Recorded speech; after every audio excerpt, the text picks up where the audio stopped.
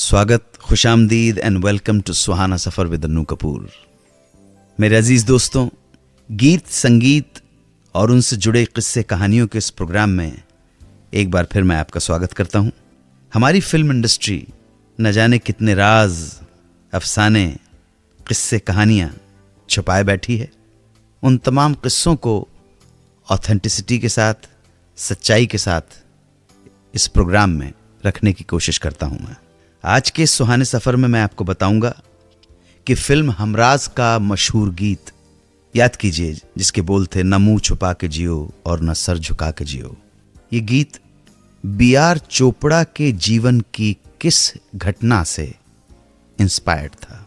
साथ ही बताऊंगा शमशाद बेगम जी के बारे में, जो अपने समय की बहुत बड़ी स्टार सिंगर थीं, लेकिन पहली बार जब वो माइस्ट्रो गुलाम हैदर के सामने गा रही थीं तो जरा सा गाना सुनकर ही गुलाम हैदर ने उन्हें क्यों चुप करवा दिया।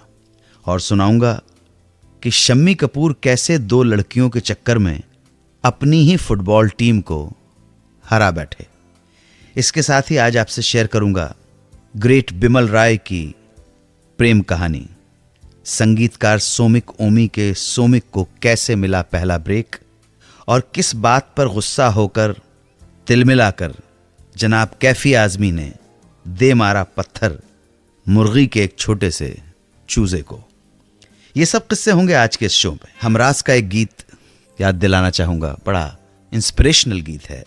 न मुंह छुपा के जियो और न सर झुका के जियो, गमों का दौर भी आए तो मुस्कुरा के जियो। ये गीत जितना प्रेरणादायक है, उतनी ही प्रेरणादायक इस गीत के रचे जाने की कहानी है। हुआ यूं कि B.R. चोपड़ा साहब, जो इस फिल्म के निर्देशक थे, उनके पिताजी भी हर पिता की तरह चाहते थे कि वो पढ़ लिख कर बड़े अफसर बने और ख़ानदान का नाम रोशन करें। चोपड़ा साहब ने खूब मेहनत और लगन से परीक्षा की तैयारी भी की और सबको उम्मीद थी कि उन्हें कामयाबी मिलेगी, पर बदकिस्मती से किसी वजह से वो अपने इम्तिहान में पास नहीं हो पाए। झटका लगा, दिल टूट गया और उन्होंने दुनिया से किनारा सा कर लिया। यहां तक कि एक पॉइंट ऐसा भी आया कि उन्होंने अपनी जिंदगी को दी एंड करने का फैसला ले डाला। ऐसी हालत देखकर घर के लोग परेशान हो उठे। समझ नहीं आ रहा था कि किस तरह से ये सिचुएशन हैंडल की जाए, कैसे समझाया जाए। तब एक दिन B.R. चोपड़ा के पिताजी ने बुलाया। अकेले में बाप बेटे की बात हुई, हौसला दिया, समझाया कि जिन्हें जीतना होता है वो नाकामी से हार नहीं मान लेते हैं। पिताजी ने अपने बेटे B.R. चोपड़ा को कहा, बलदेव, ये बुज़दिली है। जिंदगी का मुकाबला न मुंह छुपाकर होता है और न सर झुकाकर होता है। असल इंसान तो वो होता है जो गम में भी मुस्कुरा कर जीता है। इन शब्दों ने, पिता की इस बात ने, पिता की सीख ने बलदेव चोपड़ा यानी B.R. चोपड़ा के पूरे शरीर में एक नई ऊर्जा का संचार कर दिया। जोश और जुनून से भर गए।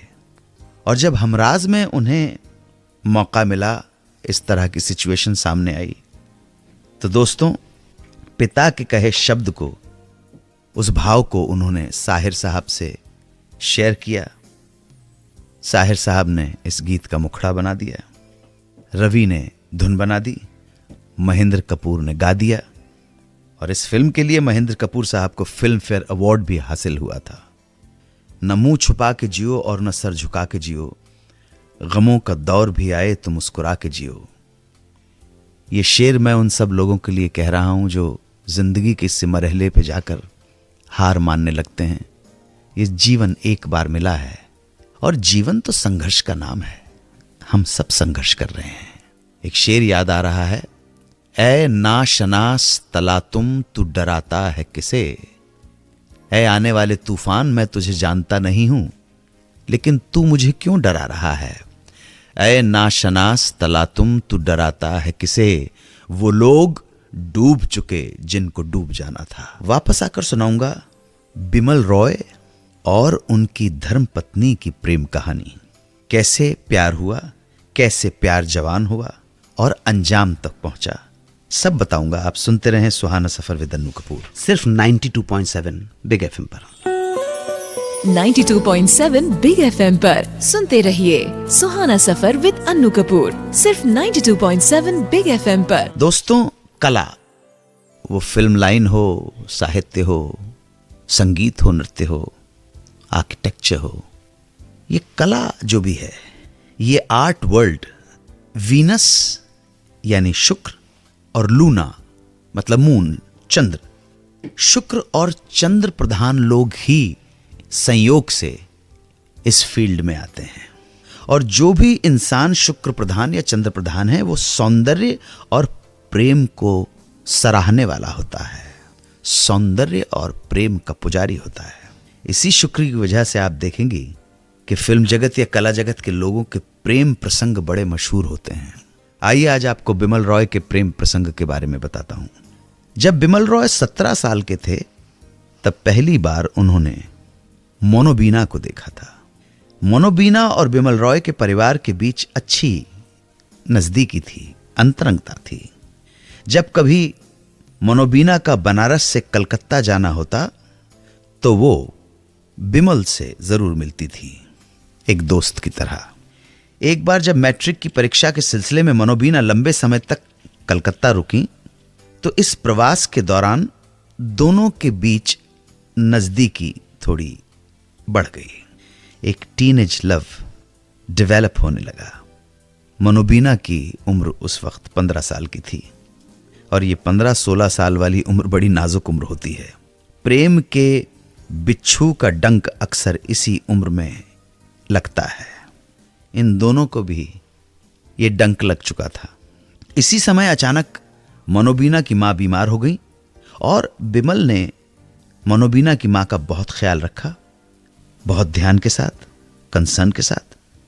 बीमार मां के प्रति बिमल की सेवा भावना को देखकर मोनोबीना बिमल के प्रति और भी आसक्त हो गई। मतलब टोटल फ्लैट हो जाने वाला मामला हो गया। जब मां ठीक हो गई तो मोनोबीना के परिवार को वापस बनारस लौटना पड़ा। मोनोबीना बनारस लौट तो आई, मगर अपना मन वहीं कोलकाता में छोड़ आई थी। बार बार बिमल की याद आने लगी। ऐसा लगता था कि कोई कमी है। और यही हाल उधर कलकत्ता में बिमल रॉय का भी था। अपने दोस्तों से अपने दिल का हाल शेयर करते हुए वो यही कहते थे कि अगर मुझे शादी करनी है तो मैं सिर्फ मोनोबीना से शादी करूंगा। ये बात एक पॉइंट पर आकर बिमल रॉय ने अपने परिवार के लोगों से भी कह दी। घर वालों ने मोनोबीना के पिता के पास शादी का प्रस्ताव भेजा, जो मोनोबीना के पिता ने खुशी खुशी स्वीकार भी कर लिया। लेकिन रिश्तेदारों को यह प्रस्ताव कतई पसंद नहीं आया कि उनके परिवार की लड़की की शादी किसी फिल्मी आदमी से हो। जनाब, समय कुछ और था। शिक्षित परिवारों में फिल्म से जुड़ना अच्छी नजर से नहीं देखा जाता था। खैर, मोनोबीना के पिता ने परिवार के और लोगों की परवाह नहीं की, और 2 साल बाद एक शुभ मुहूर्त देखकर दोनों का विवाह करवा दिया। तो इस तरह मोनोबीना और बिमल का ये कच्ची उम्र का प्रेम परिणय सूत्र में, दाम्पत्य सूत्र में परिवर्तित हो गया। शमशाद बेगम अपने जमाने की बहुत बड़ी सिंगिंग स्टार, लेकिन जब शमशाद बेगम ने अपना पहला ऑडिशन उस्ताद, माइस्ट्रो, लेजेंडरी गुलाम हैदर साहब के सामने दिया, तो उन्होंने 2 लाइन के बाद ही शमशाद को चुप करवा दिया। बस क्यों हुआ ये बताऊंगा कुछ ही देर में। आप सुनते रहें सुहाना सफर विद अन्नू कपूर, सिर्फ 92.7 बिग एफएम पर। 92.7 बिग एफएम पर सुनते रहिए सुहाना सफर विद अन्नू कपूर, सिर्फ 92.7 बिग एफएम पर। दोस्तों, अब बात शमशाद जी की, शमशाद बेगम। शमशाद जी ने संगीत की कोई शिक्षा, बाकायदा तालीम तो नहीं ली थी, लेकिन सिर्फ अपनी सुरीली रस भरी आवाज के दम पर उन्होंने लोगों के दिलों पर राज किया। घर में माँ बाप शमशाद को गाने के लिए मना करते थे। चाचा का सपोर्ट था। चचा जान चाहते थे कि शमशाद हुनर को आगे बढ़ाए। एक दिन चचा जान को उनके दोस्तों ने सलाह दी कि वो अपनी भतीजी शमशाद को ग्रामोफोन कंपनी ले जाएं। शायद वहां कुछ बात बन जाए। उन दिनों लेजेंडरी संगीतकार मास्टर गुलाम हैदर उस कंपनी में ही थे। मुलाकात हुई। शमशाद की तारीफ सुनकर गुलाम हैदर ने उनसे एक स्थायी गाने को कहा। छोटी सी शमशाद कुछ समझ नहीं पाई, बस टुकुर टुकुर कंफ्यूजन की हालत में एकटक मास्टर जी को देखती रही। गुलाम हैदर ने कहा, बेटा स्थाई गाओ। तो शमशाद जी ने बड़ी मासूमियत से पूछा कि यह क्या होता है। शमशाद के सवाल पर गुलाम हैदर अचरज में पड़ गए और फिर समझाते हुए बताया कि किसी गाने की पहली लाइनों को स्थाई कहते हैं। तो शमशाद जी बोली, ओह मतलब गाने का मुखड़ा। फिर शमशाद ने गाना शुरू किया तो बीच में ही मास्टर जी ने उन्हें रोक दिया। शमशाद को लगा कि शायद उनका गाना पसंद नहीं आया, पर मास्टर गुलाम हैदर ने कंपनी के मैनेजर को बुलाया और कहा कि इस बच्ची के साथ 1 दर्जन 12 गानों का एग्रीमेंट कर लो। इतनी जल्दी इस तरह मन की मुराद पूरी हो जाएगी, ये बात शमशाद और चचा जान ने ख्वाब में भी नहीं सोची थी। पर मास्टर गुलाम हैदर को हीरे की पहचान हो चुकी थी और शमशाद के मुंह से सुर निकलते ही उन्होंने अंदाज लगा लिया कि आवाज सुनने वालों के दिलों पर जादू चला देगी। शमशाद बेगम का पहला ग्रामोफोन रिकॉर्ड जब रिलीज हुआ तब पंजाब से उठे उस तान की सरगम ने पूरे हिंदुस्तान को अपनी तरफ खींच लिया। रातों रात जैसे कोई करिश्मा हो गया हो। शमशाद बेगम का संगीत का सफर शुरू होते ही बुलंदी पर पहुंच गया। शम्मी कपूर अपने स्कूल में फुटबॉल टीम के गोलकीपर थे। एक मैच के दौरान 2 लड़कियों के चक्कर में अपनी ही टीम को 7 गोल से हरा बैठे। क्यों, कैसे, थोड़ी देर में सुनाऊंगा। आप सुनते रहें हमारा ये show Suhana suffer with Annu Kapoor, सिर्फ 92.7 बिग एफएम पर। 92.7 बिग एफएम पर सुनते रहिए सुहाना सफर विद अन्नू कपूर, सिर्फ 92.7 बिग एफएम पर। शम्मी कपूर साहब को फुटबॉल से बहुत प्यार था और फुटबॉल के अच्छे खिलाड़ी भी थे वो। ये बात तब की है जब वो 14 साल के रहे होंगे और पढ़ते थे डॉन बॉस्को स्कूल में। स्कूल की फुटबॉल टीम में सिलेक्शन हो गया, गोलकीपर बना दिया गया। एक बार उनकी टीम का मैच मुंबई के माटुंगा जिम खाना ग्राउंड में किसी दूसरी टीम के साथ हो रहा था। बहुत सारे लोग देखने वाले थे, दर्शकों की भीड़ जमा थी और शम्मी साहब के स्कूल वालों को पूरा कॉन्फिडेंस था कि मैच तो हमारी टीम जीतेगी। मैच शुरू हुआ। गोरे चिट्टे लंबे तड़ंगे शम्मी अपनी टीम का ड्रेस पहनकर तैनात हो गए गोल पर। शुरू हुआ। अचानक मैच के बीच में ही शम्मी कपूर की नजर गई दर्शकों में बैठी 2 लड़कियों पर, जो शम्मी को बड़े गौर से देख रही थी। शम्मी ने उन्हें गौर से देखना शुरू कर दिया तो लड़कियों ने इशारों से कहा, बहुत हैंडसम दिख रहे हो। अब ये तारीफ सुनकर जिसका दिल नहीं मचले तो या तो पत्थर होगा या साधु होगा। इस कमेंट के बाद शम्मी जी का कंसंट्रेशन सिर्फ अपने ऊपर रह गया और उन दोनों लड़कियों के ऊपर चले गए थे। बार बार पलट के वहीं देखते थे और नतीजा यह हुआ कि फुटबॉल से नजर हट गई और नजर लड़ गई उन 2 लड़कियों की तरफ और हो गया पहला गोल। इस गोल के बाद भी शम्मी की नजर उन लड़कियों से नहीं हटी और इसका फायदा सामने वाली टीम के खिलाड़ियों ने उठाकर एक के बाद एक दनादन 7 गोल कर डाले। टीम हार गई। टीम के सारे लोगों का गुस्सा शम्मी कपूर पर निकला और शम्मी कपूर को हमेशा के लिए टीम से बाहर कर दिया गया और वार्निंग दे दी गई कि आइंदा कभी फुटबॉल ग्राउंड के करीब भी नजर बताना। लेकिन शम्मी कपूर को इस बात का उतना दुख नहीं हुआ जितनी खुशी इस बात की हुई कि 2 खूबसूरत लड़कियों ने उनकी प्रशंसा की। भाई, ये प्रशंसा सबको अच्छी लगती है। अरे अरे, और वो भी प्रशंसा अगर लड़कियां कर दें तो। फिर आप गोरखपुरी का एक शेर याद आ रहा है कि रात भी नींद भी कहानी भी, रात भी नींद भी कहानी भी, हाय क्या चीज है जवानी भी। कैफी आजमी के हाथों कैसे हुई एक चूजे की मौत और उसके बाद क्या हुआ, जानने के लिए सुनते रहिए सुहाना सफर विद अन्नू कपूर, सिर्फ 92.7 बिग एफएम पर। 92.7 बिग एफएम पर सुनते रहिए सुहाना सफर विद अन्नू कपूर, सिर्फ 92.7 बिग एफएम पर। कैफी आजमी बेहद संवेदनशील इंसान थे। नेचर से, दरख्तों से, फूल पौधों से बड़ा लगाव था।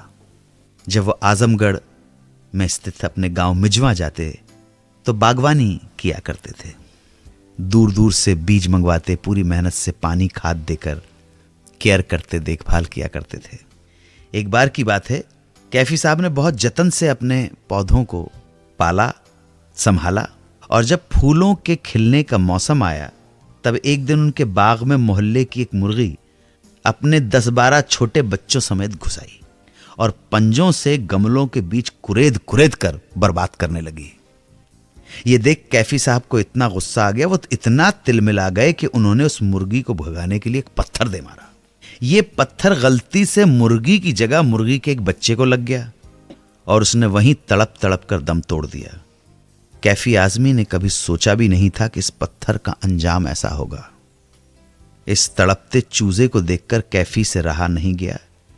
जल्दी से उसके पास गए, उसे उठाया, उसको पानी पिलाने और किसी प्रकार से उस चूजे को बचाने की कोशिश में लग गए। बहुत कोशिशों के बावजूद वो चूजा, छोटा सा मुर्गी का बच्चा, बच नहीं सका। कैफी साहब को इस बात का बहुत सदमा लगा। उन्हें लगने लगा कि ये चूजे की जान उनकी वजह से चली गई। बहुत दिनों तक बहुत बेचैन रहे। हर रोज कुछ ना कुछ लिखने वाले, कहने वाले कैफी ने 2 दिनों तक कागज और कलम को हाथ भी नहीं लगाया। बस अपनी बेगम शौकत से कहते, मुझसे बहुत बड़ी ज्यादती हो गई है, और गिल्ट होने लगा उनको। कहते थे कि मैं जोर से आवाज निकालकर, चिल्लाकर भी भगा सकता था। पत्थर फेंकने की, वायलेंट होने की मुझे क्या जरूरत थी। अब मुझसे काम नहीं हो पा रहा है। बैठता हूं, लेटता हूं, टहलता हूं, वो मुर्गी का बच्चा नजरों के सामने घूमने लग जाता है। शौकत आपा ने उन्हें बड़े प्यार से समझाने की कोशिश की। ये तो अचानक ऐसा हो गया, आपने जानबूझ के तो ऐसा किया नहीं। और फिर आप मुर्गी तो खाते ही हैं, अब अगर नहीं मरता तो बड़ा होकर काट दिया जाता। जिसकी जब लिखी होती है तब आती है। बस बहाने अलग अलग होते हैं, माध्यम अलग अलग होते हैं। आप इसके माध्यम बन गए, इसलिए खुद को इतना परेशान मत कीजिए, भूल जाइए।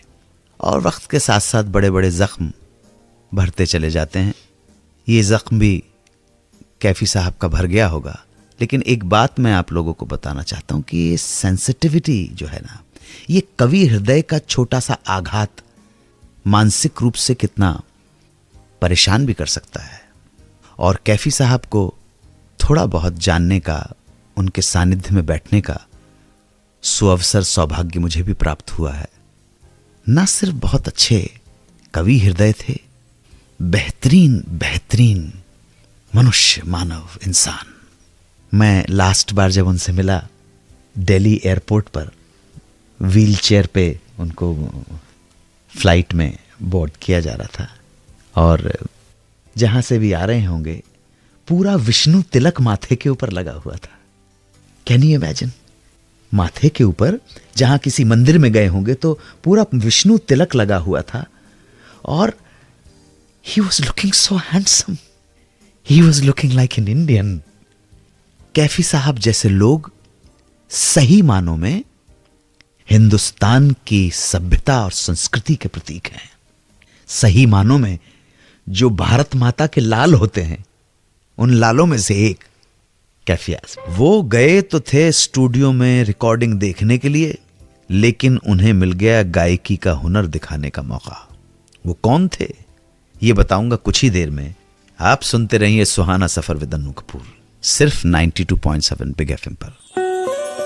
92.7 बिग एफएम पर सुनते रहिए सुहाना सफर विद अन्नू कपूर, सिर्फ 92.7 बिग एफएम पर। संगीतकार सोने कोमी की जो जोड़ी थी, वो हिंदी सिनेमा की पहली चाचा भतीजा संगीतकार की जोड़ी थी।